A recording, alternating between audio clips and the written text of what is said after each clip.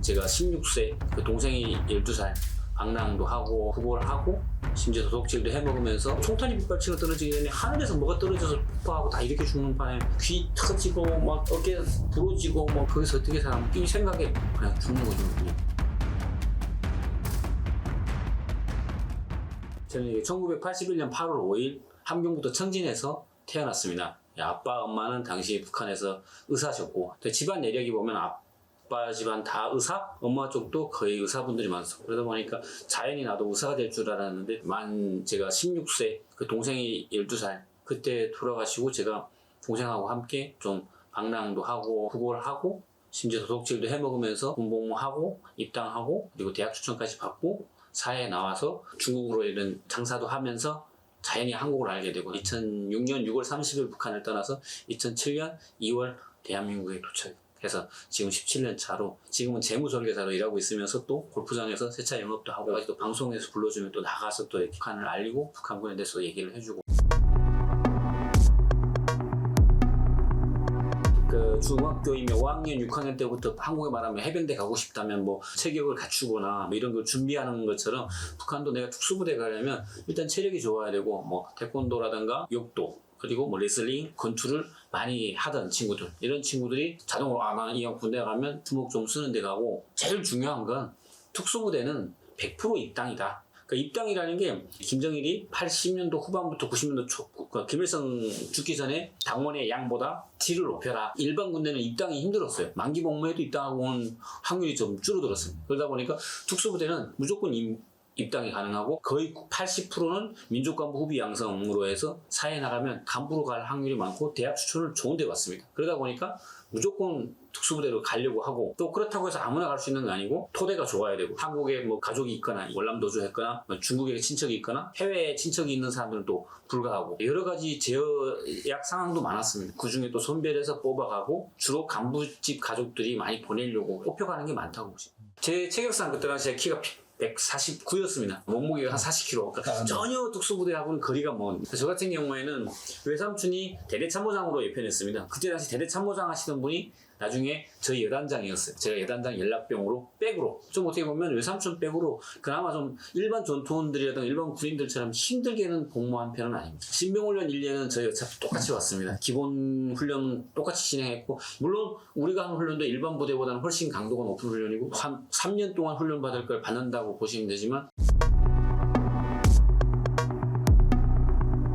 가장 알아들을 수 있는 거는 최근에 우크라이나 용병으로 나갔던 UDT 출신 이근대위 사석에서 술도 같이 마시고 얘기를 같이 하거든요. 그 전투 얘기하고 여기 특수부대 출신 분들 경찰 도공대부터 있어서 이런 분들이 또 이런 전술훈련 하는 게 있습니다. 시가전 훈련, 호신용으로 훈련할 때 제가 강사로 잠깐 초대받아서 가거든요. 그런 분들하고 얘기해보면 확실하게 북한 특수부대랑 한국 특수부대는 다르더라고요. 비슷한 점과 다른 점이 뚜렷한 게 뭐 후방에 침투해 들어가서 뭐 이렇게 파괴한다 이런 거는 비슷한데 북한 같은 경우에는 뭐 요인 암살, 테러, 납치 이런 게 주를 이룬다면 한국 같은 경우 어떻게 보면 보안, 강화 이쪽으로 많이 하고 테러를 반대에 잡는 이쪽으로 많이 치우치더라고요. 비슷하면서도 많이 다르더라고요.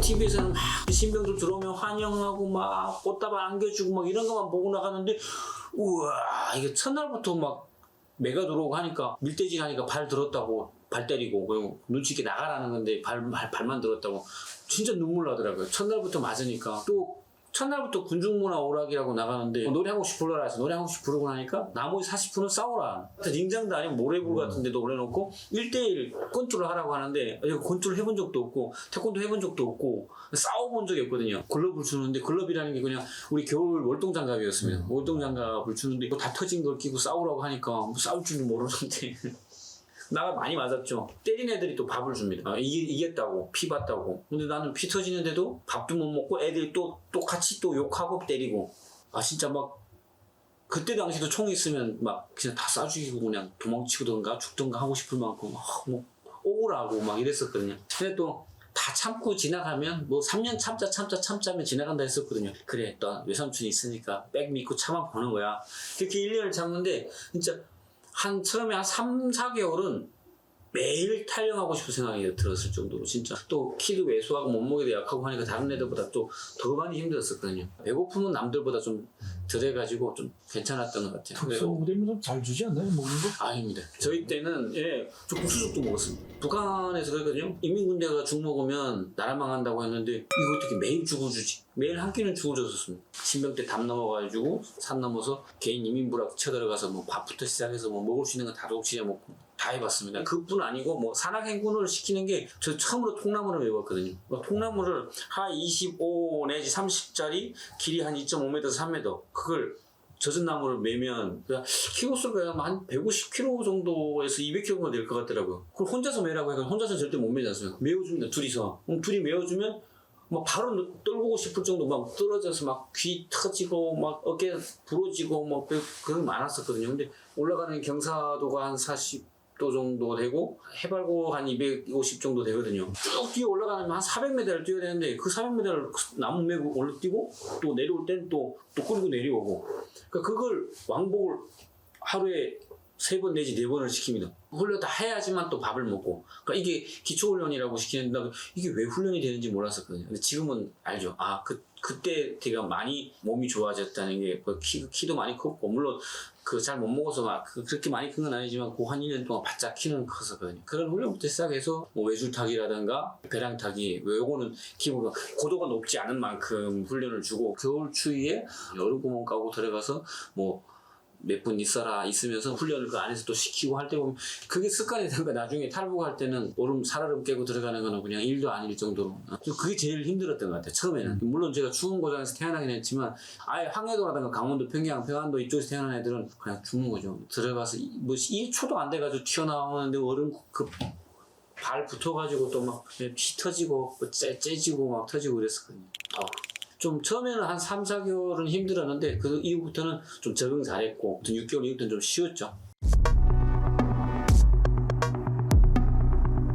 저희 때만 해도 한 6만 명, 5만 5천에서 6만 명 정도 됐거든요. 지금 근데 보니까 뭐 거의 15만 명, 20만 명 된다 이렇게. 어떻게 보면 평양 근처에 있는 부대들이 많이 간 걸로 들은 것도 있고 그렇게 알고 있는데 이게 어떤 차원인지 모르겠습니다. 평양 경호 차원에서 훈련 겸 전투를 하느라고 보낸 건지 가장 충성심이 높다고 생각하고 해서 그렇게 또 보낸 건지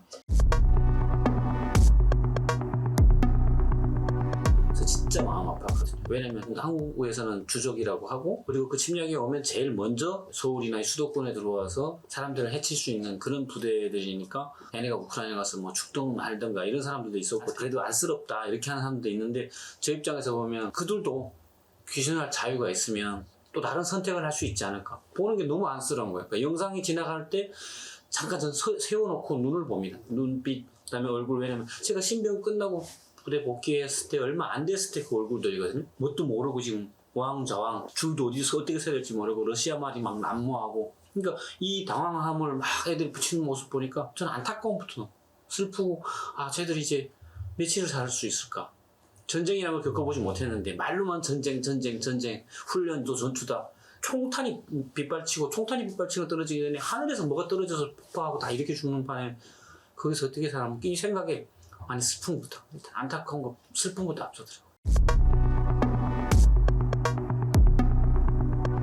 제가 봤을 때는 그냥 3년은 벗었고 신병을 했는데 신병 정도는 아니고 왜냐면 신병 정도면 에티 정도가 아니고 아예 뭘 모릅니다. 그냥 더 많이 당황하고 근데 보니까 그냥 이미 군대물은 3년은 먹었고 요 3년에서 5년 정도 된 친구들 중급병사에서 상급병사 아직 사관교도 갔다 오기 전 친구들인 걸 많이 보이더라고요. 제가 생각해도 그냥 뭐 물닭같이 이렇게 싸울 줄 모르는 애들 보내진 않았을 것 같고 근데 솔직히 북한군에 3, 4년 정도면 그래도 어느 정도 싸울 수 있는 친구들이거든요. 제가 생각하기에는 한 4, 5만 명 정도는 진짜 완벽하게 훈련된 전투원들인데 그 중에서 최소한 5천 명 이상은 보내지 않았을까. 만약 우리 부대가 100% 나간 게 맞다면 순전히 우리 부대만 나갔다면 얘들은 많이 혼란에 빠지는 거죠.